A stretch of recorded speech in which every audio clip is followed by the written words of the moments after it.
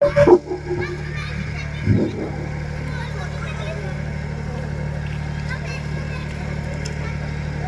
اللہ الرحمن الرحیم نحمده ونصلی علی رسولہ الکریم اما بعد اعوذ باللہ من الشیطان الرجیم بسم اللہ الرحمن الرحیم ما كان محمد ابا احد من رجالکم ولكن رسول الله وخاتم النبیین وقال النبی صلی اللہ علیہ وسلم انا خاتم النبیین لا نبی بعدی صدق اللہ العظیم۔ کرے ختم نبوت کا کوئی انکار کافر ہے، کرے ختم نبوت کا کوئی انکار کافر ہے، بھری محفل میں کہتا ہوں کہ وہ 100 بار کافر ہے۔ مرکز علم فن محور ارتقاء، مرکز علم فن محور ارتقاء، آپ خیر البشر آپ خیر الورا، مصطفیٰ آپ ہے مجتبی آپ ہے، حسن کی ابتدا انتہا آپ ہے۔ مرحبا مرحبا آپ صلی علی، آپ خیر البشر آپ خیر الورا۔ معزز علماء کرام اور سامعین اعظام، آج میں بزم تعریف الاسلام کے منعقد ہونے والے اس ابتدائی پروگرام میں چند منٹ عقیدہ ختم نبوت پر گفتگو کرنے کی جسارت کر رہا ہوں۔ دعا کیجئے کہ اللہ تبارک و تعالی مجھے صحیح کہنے کی توفیق عطا فرمائے۔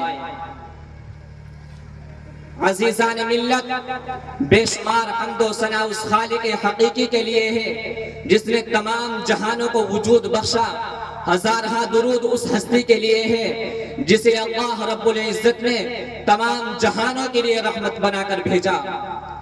میرے پیاروں، اللہ تبارک و تعالی نے آپ علیہ السلام کو بے شمار خصوصیات سے نوازا۔ آپ بے انتہا خصوصیات کے حامل ہیں، آپ کی خصوصیات لا تعد ولا تحصا ہیں۔ آپ کی خصوصیات میں سے ایک یہ بھی ہے کہ ختم نبوت کا تاج آپ ہی کے سر پر سجایا گیا، اور اللہ تبارک و تعالی نے نبوت کا دروازہ آپ پر بند کر دیا۔ قرآن کریم کی 100 سے بھی زیادہ آیات ایسی ہے جو اشارتاً کنایتاً صراحتاً ختم نبوت کی تصدیق کرتی ہیں۔ حضرات گرامی، دنیا کا کوئی کام خواہ چھوٹا ہو یا بڑا ایسا نہیں ہے جس کی ابتدا ہو اور انتہا نہ ہو، بلکہ ہر کام کے ایک ابتدا ہے اور ایک انتہا ہے۔ آپ قرآن کریم کی تلاوت کریں، الحمد اس کی ابتدا ہے، والناس اس کی انتہا ہے۔ آپ نماز پڑھیں، تکبیر تحریمہ اس کی ابتدا ہے، سلام اس کی انتہا ہے۔ تو جب رب ذوالجلال نے نبوت کی ابتدا سیدنا آدم علیہ السلام سے کی ہے تو عقل کا تقاضا یہ ہے کہ کسی ذات پر اس کی انتہا بھی ہونی چاہیے۔ میرے پیاروں، جب حضرت آدم علیہ السلام اس دنیا کے اندر تشریف لاتے ہیں تو میرے رب کا قرآن کہتا ہے یا بنی آدم اما یأتینکم رسل۔ اللہ تبارک و تعالی نے مطلقاً ذکر فرمایا، رسل جمع کا صیغہ لا کر اس بات کی طرف اشارہ کر دیا کہ آپ کے بعد بہت سارے پیغمبر آئیں گے۔ جلیل القدر انبیاء میں ایک حضرت نوح علیہ السلام ہے اور ایک حضرت ابراہیم علیہ السلام ہے۔ ان قیامت پر قرآن کہتا ہے وَلَقَدْ أَرْسَلْنَا نُوحًا وَإِبْرَاهِيمَ، پھر آگے جا کر فرمایا ثُمَّ قَفَّيْنَا عَلَىٰ آثَارِهِمْ، کہ ہم نے ان کے قدموں کے پیچھے پیچھے پیغمبر بھیجے۔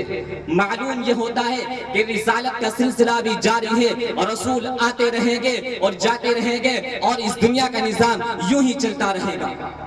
لیکن جب باری آتی ہے سیدنا عیسیٰ علیہ السلام کی تو میرے رب کا قرآن کہتا ہے وَإِذْ قَالَ عِيسَى ابْنُ مَرْيَمَ يَا بَنِي إِسْرَائِيلَ إِنِّي رَسُولُ اللَّهِ إِلَيْكُمْ مُصَدِّقًا لِمَا بَيْنَ يَدَيَّ مِنَ التَّوْرَاةِ وَمُبَشِّرًا بِرَسُولٍ يَأْتِي مِن بَعْدِي اسْمُهُ أَحْمَدُ۔ کہ لوگوں میرے پاس زیادہ پیغمبر نہیں آئے گے، ہاں ایک پیغمبر آئے گے، نام بھی بتا دیا، اسمہ احمد، جن کا نام احمد ہوگا۔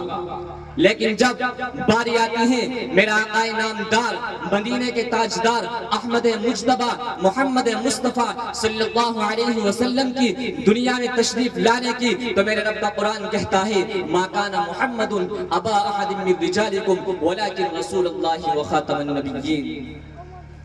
آپ آخری نبی ہیں، تاروں سے قیامت اب کوئی نبی پیدا ہونے والا نہیں ہے۔ حضرات، جب تمام مسلمانوں کا اس بات پر اتفاق ہے کہ آپ آخری نبی ہیں، اب اگر کوئی نبوت کا دعویٰ کرتا ہے تو وہ جھوٹا ہے۔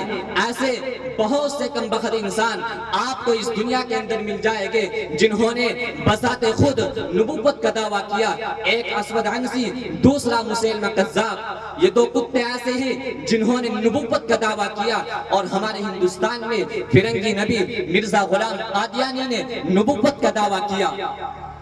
انگریز خود لکھتا ہے کہ جب مرزا غلام قادیانی دعوی نبوت کے لیے تیار ہو گیا اور وہ ہمارے بڑے افسر کے سامنے حاضر ہوا، تو اس کی بدصورتی اور بدشکلی کی وجہ سے اس نے چہرہ پھیر لیا اور منہ موڑ لیا، اور یوں کہا کہ تیری شکل تو کتے جیسی ہے، تجھے کون نبی تسلیم کرے گا۔